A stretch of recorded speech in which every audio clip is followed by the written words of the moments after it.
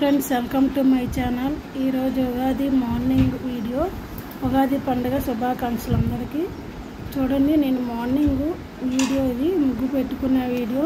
అదే నేను శుభ్రంగా క్లీన్ చేసుకొని ముగ్గులు పెట్టుకొని అవన్నీ చూపిస్తున్నాను. అలాగే ఇందులోనే పూజా వీడియో, ఉగాది పచ్చడి అన్నీ ఇందులోనే ఉంటాయి ఈ వీడియోలోనే.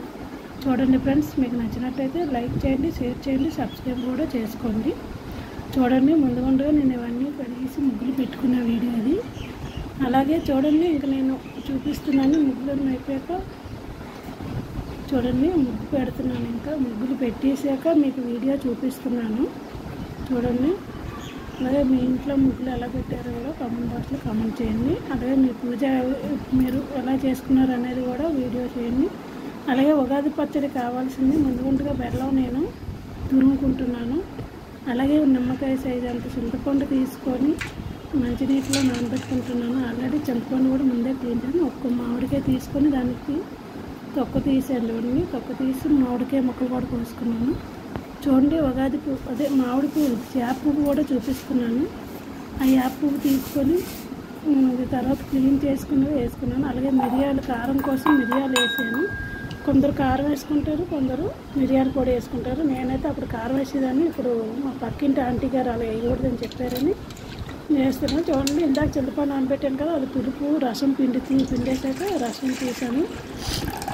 చింతపండు రసం తీసేసాక చూడండి, చింతపండు రసం తీసాక అలాగే యాప్ కూడా ముందు ఉంటేనే మళ్ళీ తర్వాత కడుక్కొని అందులో వేసుకున్నాను.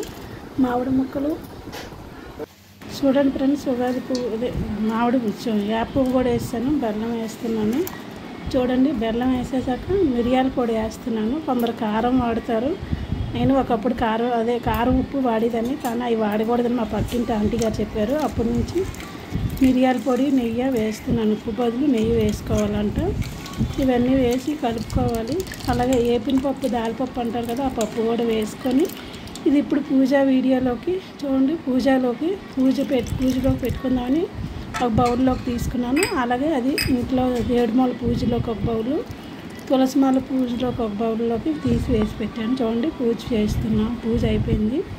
అదే అయిపోయిన తర్వాత మీకు వీడియో తీసి చూపిస్తున్నాను. చూడండి, ముందుగానే అక్కడ పశువు వినాయకుని పెట్టుకొని చేసుకున్నాను. చూడండి ఫ్రెండ్స్, హారతి కూడా ఇచ్చాం. ఇవన్నీ అయిపోయాక చూడండి, కొంచెం తులసమ్మ దగ్గర కూడా పూజ వీడియో పెట్టాను.